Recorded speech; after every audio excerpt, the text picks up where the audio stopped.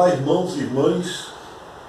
Hoje nós temos nessa quarta-feira algumas comemorações que não são de igreja, que são da humanidade, da ONU, mas que vale a pena a gente considerar como sendo interpelações para nós. E o Anderson Guzmão vai nos conduzir nessa conversa. A alegria de poder partilhar com o Marcelo esses temas maravilhosos que a gente está tendo, né, que a igreja me propõe, que ele vem esclarecendo para nós, é riquíssimo. E antes da gente poder iniciar, eu queria que você pudesse lá curtir o canal, compartilhar o canal, se inscrever e poder também clicar lá no sininho para poder estar recebendo as notificações. Não esquece de divulgar para a família, para os amigos, para os colegas de trabalho, para todo mundo que você conhece, esses temas maravilhosos que a gente está tendo junto com o Marcelo. E hoje, segundo, olhando aqui a agenda latino-americana de 2019, no dia de hoje é comemorado pela ONU o Dia Mundial da Alimentação. E amanhã é um Dia Mundial para a Erradicação da Pobreza, né? Então, a ONU instituiu o Dia Mundial da Alimentação em 1979. De lá para cá, não é nem de lá para cá no momento, mas assim, qual a importância deste tema que a ONU instituiu? Qual a nossa caminhada de fé?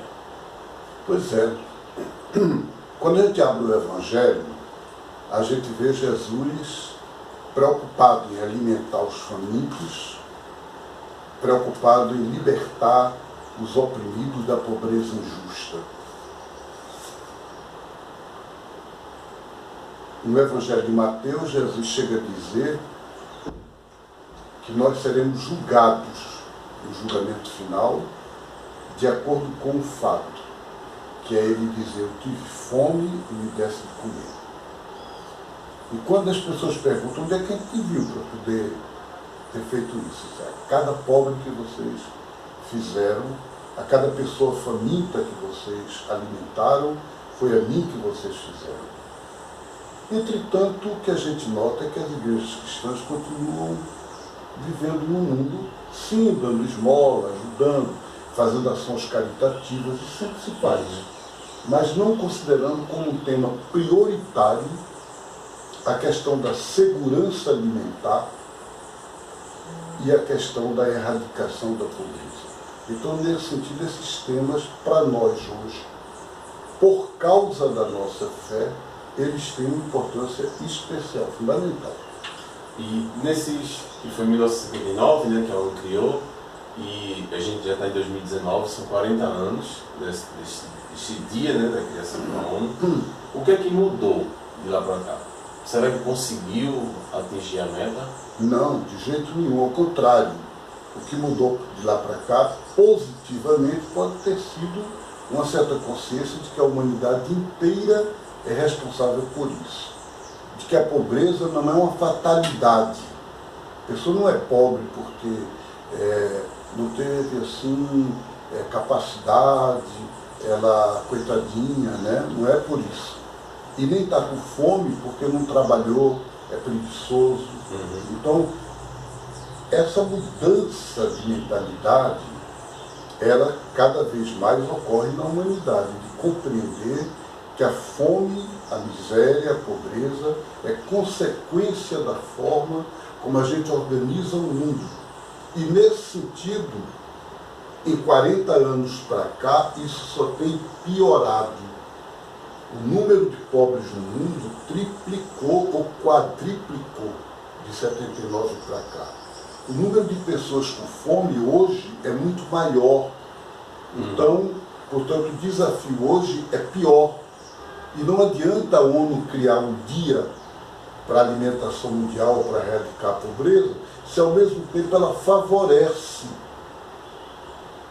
a fábrica de pobreza e de fome, que é o capitalismo mundial.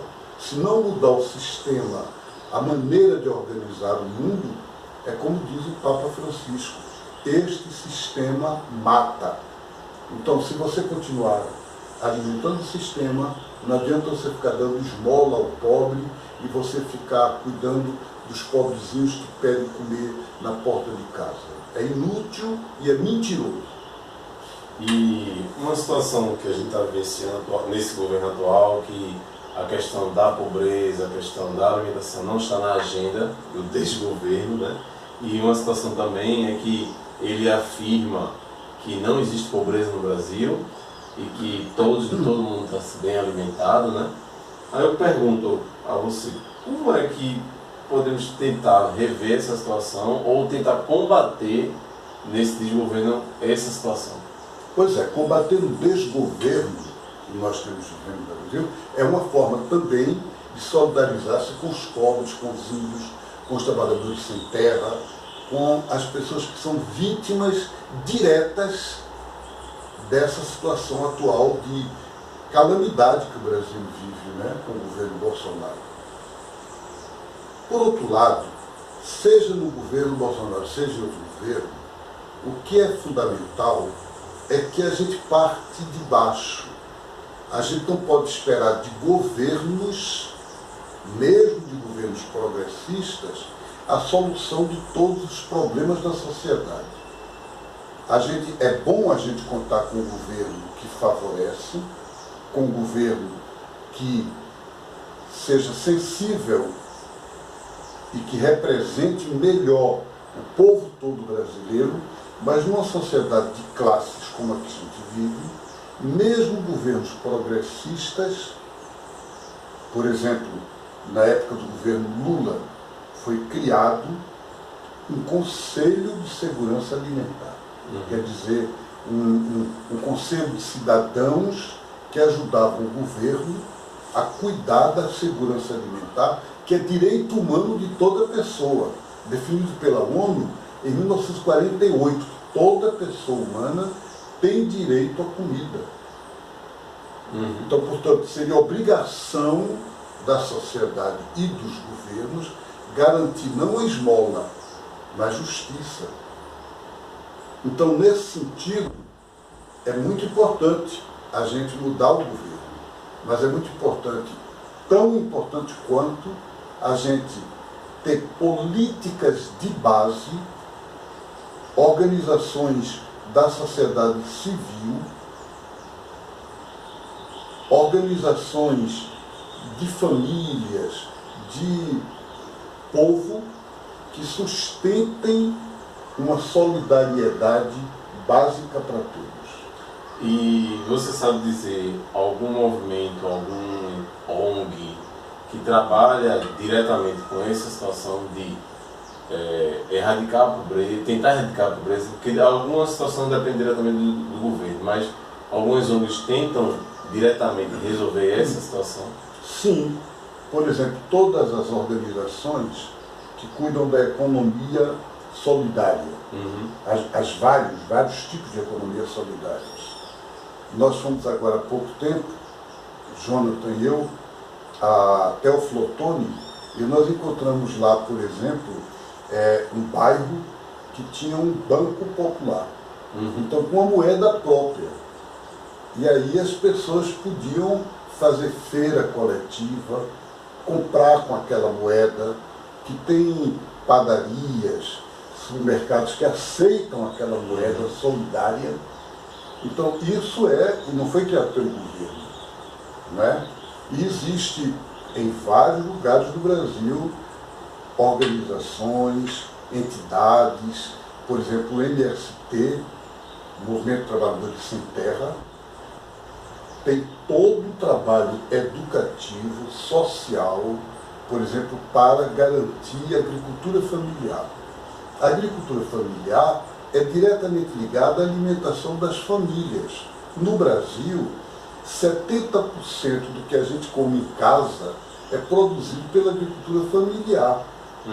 O latifúndio, o agronegócio, que a Globo tanto estimula, patrocina e diz que o Brasil está bom porque o agronegócio é um negócio, é para a agricultura de exportação. Ela exporta soja para o animal comer, para a ração animal. O alimento mesmo de casa, que a gente vai almoçar hoje, não vem do agronegócio, vem dos pequenos agricultores, vem da agricultura familiar. Portanto, favorecer isto é lutar contra a fome, é lutar contra a pobreza. E qual a mensagem que você pode nos dizer em relação a esses 2 dias tão importantes, principalmente para o nosso dia a dia, né?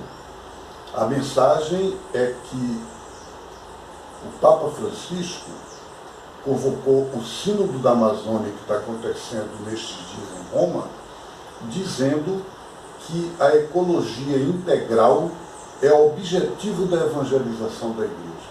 Portanto, não está desligado, não é uma coisa separada. E o que é ecologia integral? É o cuidado com o ambiente e é o cuidado com a justiça social. E no Brasil, em que 5 brasileiros ganham por mês o equivalente a metade da população brasileira, isso não tem solução. Só soluciona se a gente começar por baixo a exigir mais justiça e mais igualdade social. Marcelo, obrigado por partilhar conosco. Obrigado a você também. E até a próxima, Marcelo. Tudo de bom para vocês. Vem, vamos embora.